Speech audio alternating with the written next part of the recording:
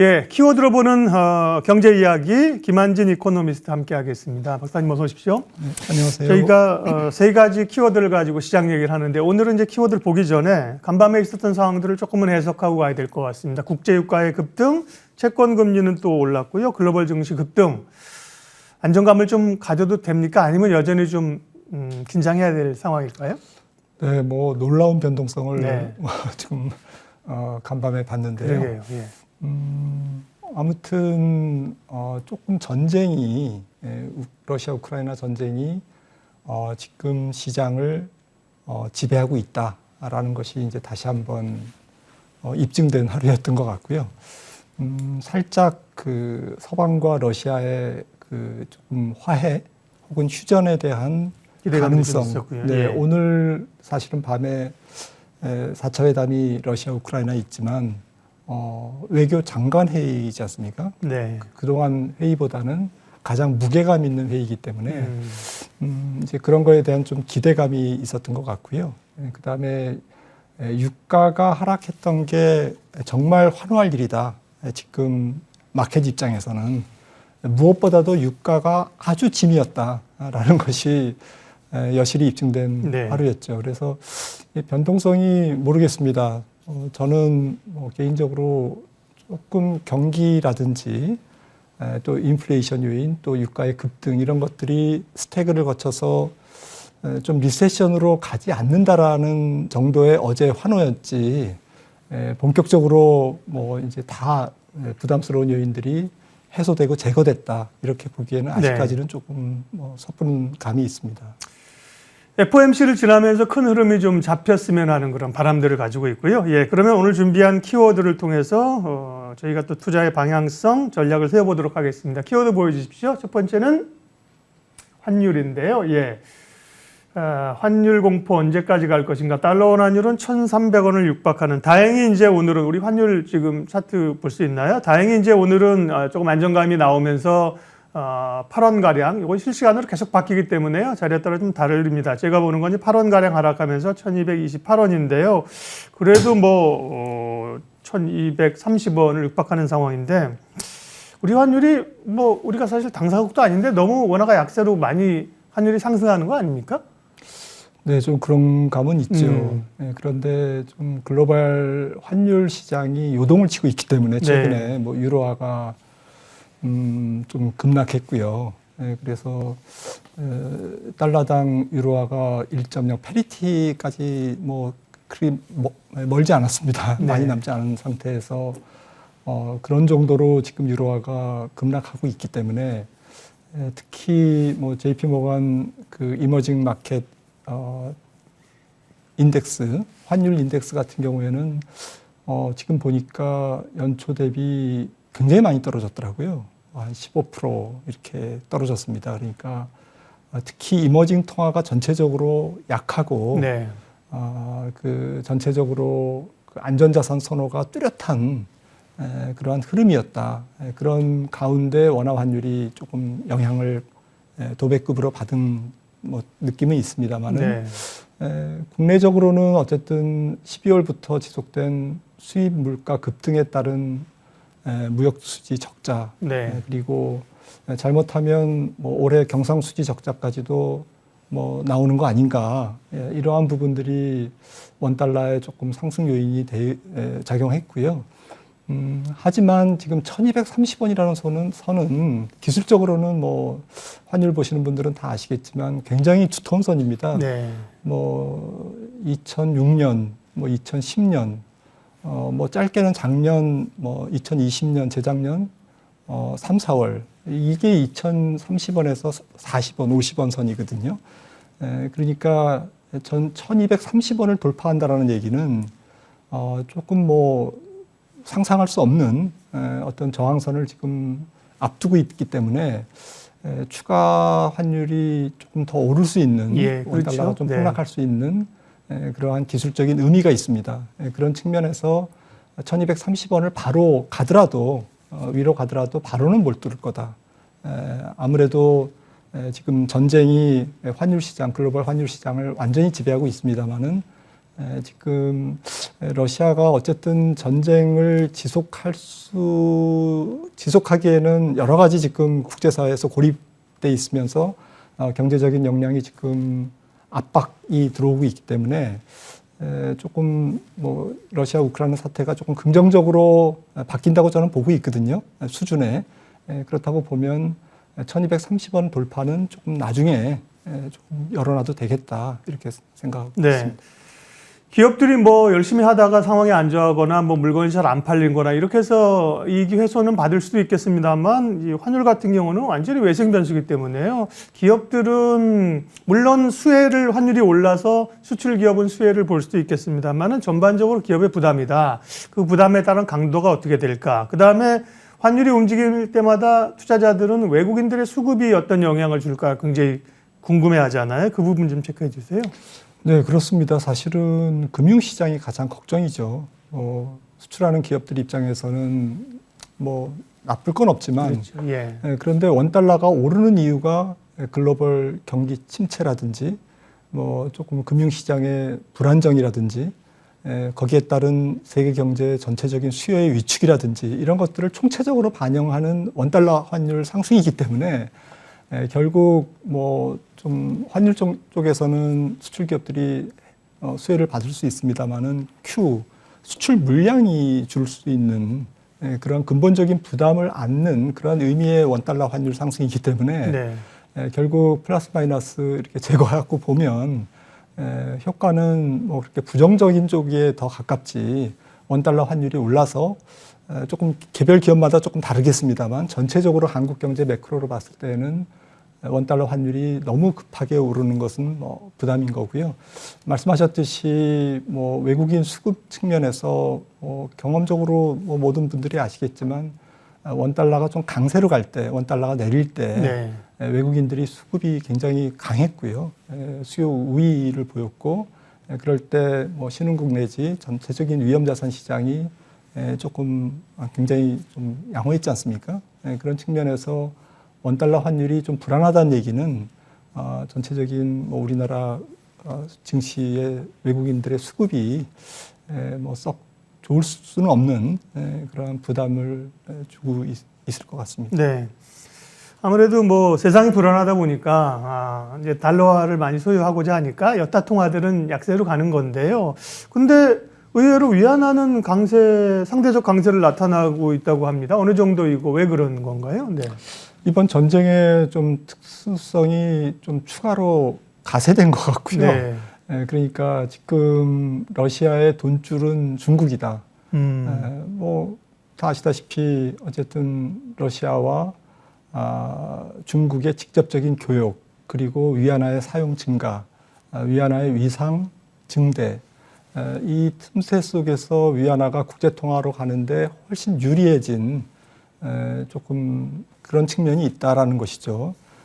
그리고 전체적으로 중국 경제가 뭐 원유 수입이 조금 높고 대외 의존도가 높지만 그래도 중국 경제에 대한 조금 건전성에 대한 좀 환율 시장에서의 평가가 아닌가 그렇게 생각하고 있습니다. 네. 외환 시장이 뭐 가장 민감하게 반응하는 시장이기 때문에요. 최근에 환율 변화와 기업들 영향 살펴봤고요. 두 번째 키워드 넘어가겠습니다. 다음은요. 네. 반도체입니다. 반도체가 뭐 작년에 굉장히 큰 변화가 있었죠. 뭐 슈퍼 사이클 얘기하다가 뭐 겨울이 온다고 했다가 뭐 난리를 쳤었는데요. 최근의 분위기들은 다시 결국 반도체 디램 가격이나 긍정적인 전망들이 많이 나오고 있는데요. 어떻게 보세요, 박사님? 네. 네, 제가 뭐 반도체 애널리스트가 아니라서 뭐 그냥 거시 경제를 보는 사람의 입장에서는 올해 경기가 뭐 좋다면 메모리나 또 비메모리 경기가 뭐 따로 갈 수는 없다. 올해 경기를 좋게 본다면 당연히 메모리 혹은 뭐 전체적으로 디램 가격이 턴어라운드 할 거다라고 저는 생각을 하고 있습니다. 실제로 뭐 미국 반도체 협회인가요? SIA도 이 세계 반도체 시장이 작년에 뭐 한 40% 매출이 증가했다고 그럽니다. 근데 1월 달이 원래 비수기인데도 불구하고 20% 후반대 증가율을 보였거든요. 전년 동기비. 그래서 비수기임에도 불구하고 반도체 시장이 1월부터 좀 좋은 걸로 봐서는 좀 긍정적이다. 이런 멘트도 제가 좀 인상 깊게 봤는데요.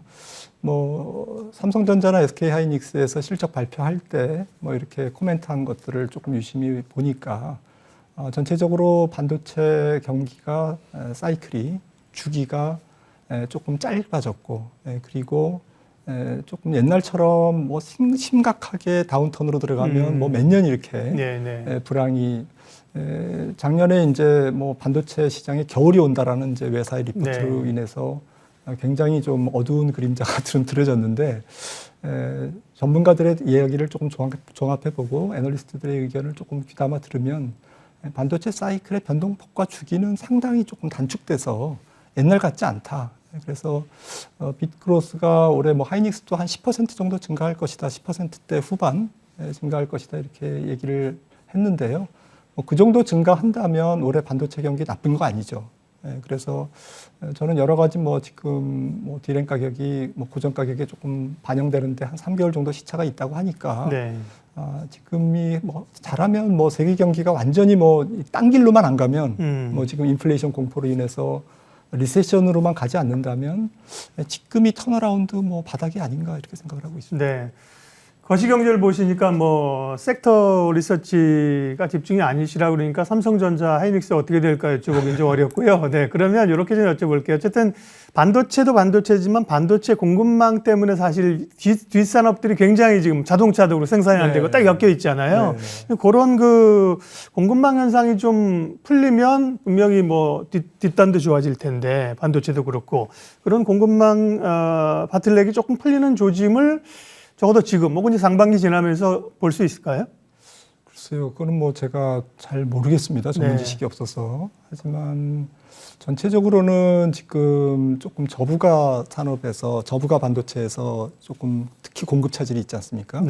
뭐 차량용 반도체라든지 뭐 DDR3라든지 뭐 이런 것들을 얘기하는데 그러니까 전체적으로는 지금 자국 반도체 국가주의 이런 것들이 지금 미국 중심으로 일어나고 있기 때문에 전 세계가 좀 고품이 조금 고부가 가치 반도체 쪽에 더 집중하는 그런 상황에서 좀 일부 반도체가 지금 뭐 공급 차질을 빚고 그 대표적인 게 이제 차량용 반도체인 것 같습니다. 이런 부분들이 뭐 서서히 풀리겠죠. 뭐 문제가 있으면 기업들이 해결하려고 뭐 애를 쓰니까요.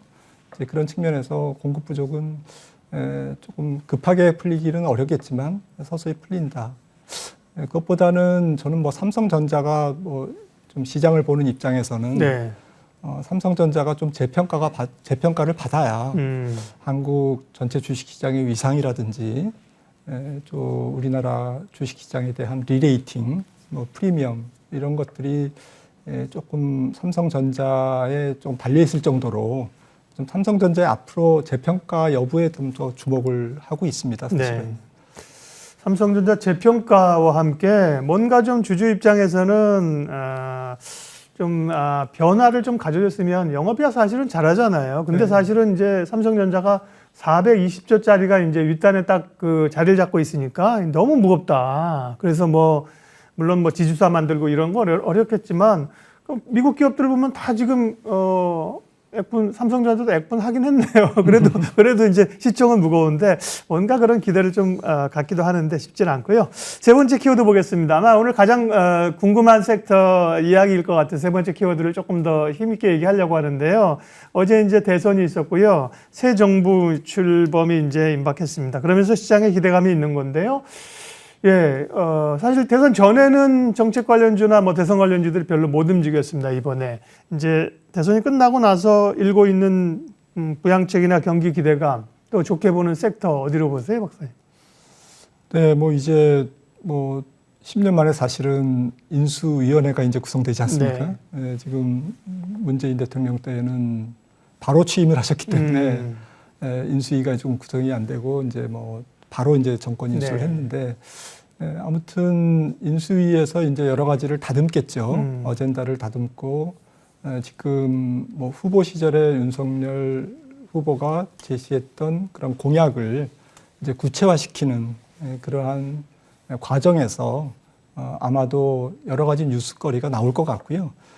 근데 아무래도 뭐 지금 그 공약을 중심으로 본다면 소득 주도 성장에서 민간 기업 주도의 민간 위주의 성장, 이게 가장 큰 경제의 어떤 그 정책의 틀의 변화죠. 그런 측면에서 조금 친기업적인 정책들이 좀 많이 나온다. 그러니까 규제, 뭐 공약에도 있었거든요. 규제 철폐에 대한 그 특별위원회를 만들고 태스크포스를 네. 만들고 또 세제 개혁에 대한 뭐 태스크포스를 만들어서 이런 것들을 가져가겠다, 정책을 좀 구체화하겠다. 그런 공약을 기반으로 생각을 한다면 뭐 여러 가지 이제 규제 완화, 뭐 이런 세제 어떤 개편, 물론 이제 입법 과정이 좀 필요하겠습니다만은 시간이 많이 걸리죠. 그래서 여러 가지 뭐 부양책은 난무할 것 같습니다. 좀 키워드를 제가 살펴보니까 네. 사실은 그동안 뭐 주식시장에 관련해서는 뭐 나온 얘기가 뭐 공매도의 뭐 서킷 브레이크 뭐 제도라든지 뭐 자잘한 거죠. 사실은 네네. 뭐 자잘한 거라기보다는 뭐 세부적인 건데 내지는 뭐 물적 분할의 신주 인수권부 뭐 저기를 권리를 구주주에게 준다라든지 뭐 이러한 것들, 그러니까 개인 투자자들의 어쨌든 권익의 조금 공백을 정확하게 조금 찝어서 메우겠다. 그래서 앞서 삼성전자도 말씀 나눴습니다만 네. 좀 한국의 조금 주식시장의 코리아 리레이팅 프리미엄을 좀 만들어 가겠다라는 부분들이 조금 저는 개인적으로 기대가 되고요.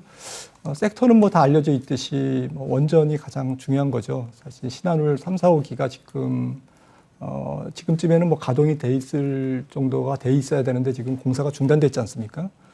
그런 부분에서 이제 원전이 실질적인 뭐 그다음에 원전의 수출이라든지 이런 것들은 이제 좀 추후에 좀 뭐 다른 문제지만 일단 국내에서는 원전이 가장 핫 이슈가 될 것 같고요. 네.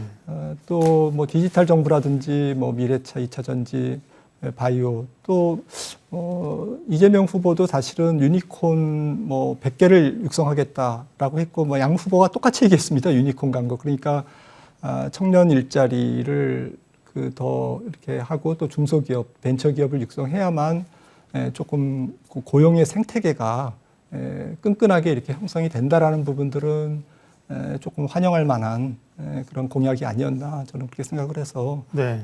조금 중소기업 좀 작지만 강한 기업들이 우리나라에 좀 많이 나왔으면 좋겠습니다. 예. 근데 뭐 인공지능, 미래차, 2차 전지 이런 건 사실은 뭐 기존에 사실은 다 나왔던 그렇죠. 얘기입니다. 정책에 사실 연관한 게 다 들어가 있고요. 말씀하신 이제 원전 쪽이 좀 새롭게 변화가 좀 일어나는 쪽이고요. 건설, 이런 건자재 이런 쪽에 대한 기대감도 일고 있습니다. 그 새 정부 출범에 따른 경제 영향 마지막으로 좀 큰 그림으로 보겠습니다. 어쨌든 또 추경을 좀 더 해야 될 상황일 텐데요. 여야 간에 이제 사실은 국민의힘이 지금 자리가 부족하기 때문에 의석이 이런 걸 힘있게 밀어붙일 수 있느냐. 재정적인 추경에 대한 얘기, 재정의 부담, 또 성장률 측면에서의 우리 경제 전망 한번 정리해 주세요. 네, 전체적으로는 뭐 어느 분이 대통령이 됐든 간에 이렇게 좀 국가 부채 증가 또 재정의 좀 부담 이런 부분들이 일정 부분은 불가피하죠. 네, 예. 불가피하겠다. 그리고 좀 뭐 이런 부분들은 뭐 보는 관점에서 따라 다르겠습니다만 조금 신중하게 접근을 하는 게 좀 좋겠다라는 이제 개인적인 생각을 갖고 있었는데요. 그러니까 정부가 돈을 많이 쓸수록 뭐 좋은 것도 있지만 사실은 좀 재정 승수 효과라는 게 있거든요. 100억을 쏟아부어서 얼만큼 뭐 효과를 거두냐 이런 부분들에 대해서 조금 세심한 조금 전략이 필요하지 않겠나라고 생각이 되고요. 추경이 어쨌든 계속 일어나면 뭐 지금 경험했던 것처럼 국고채 국가가 발행한 채권이 많아지면 이제 금리가 올라가고 그 금리가 올라가면 시중에 대출 금리가 올라가서 네. 결국에는 추경의 수혜를 받은 분들이 다시 부메랑으로 이자 비용 상승이라든지 또 대출을 받아서 집을 산 이런 사람들이 또 이자 비용에 좀 많이 노출되는 부담을 안게 되는 이제 그러한 부분들이 많지 않습니까? 근데 이런 부분들을 균형 있게 속도감 있게 얼만큼 국회에서 조금 처리하느냐 이런 부분들이 관전 포인트가 될 것 같고요. 새 정부 출범 후에 바로 이제 시장이 어떤 영향을 받을까 이런 부분들은 사실은 2003년 노무현 정부 때도 뭐 그때는 뭐 금융위기 직후였기 때문에 주가가 오히려 빠졌고요. 네. 그 이후에 두 번의 어떠한 그 정부 대통령이 이제 바뀔 때마다 초반 흐름도 좋았죠. 초반 흐름이 네. 별로 안 좋았습니다. 안 좋았습니까? 네. 네. 그리고 문재인 대통령 때도 뭐 거의 보합이었고요. 예. 박근혜 대통령 때는 이제 좀 빠졌고요. 음. 그래서 우리나라의 내부적인 어떠한 사정이나 정책 효과보다는 글로벌 금융시장이나 글로벌 경기에 따라서 우리나라 전체적인 펀더멘탈이 왔다 갔다 했다라는 관점에서 본다면 개별 종목 혹은 산업 쪽으로는 조금 세심하게 계속 주의를 기울여서 볼 필요가 있겠지만 네. 전체적 매크로 입장에서는 너무 시장 전체를 거기에 연동돼서 보는 것은 좀 바람직하지 않을 것 같습니다. 네, 키워드로 알아보는 경제 이야기 김한진 이코노미스트 함께했습니다. 고맙습니다.